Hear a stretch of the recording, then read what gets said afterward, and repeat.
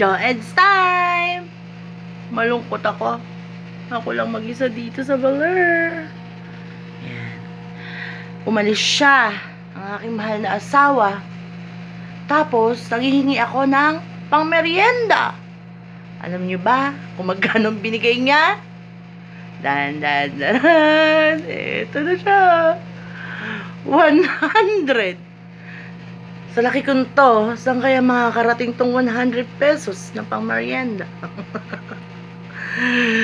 Eh di wow. Well, ganun talaga kapag sobrang handle ng pera. Ayan, 100 pesos.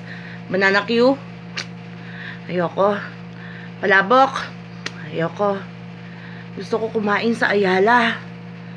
Meron po bang worth 100 pesos na pagkain doon, na may drinks, merong appetizer, merong main entree, merong dessert. 100 pesos. Mwah! Good luck. Bye!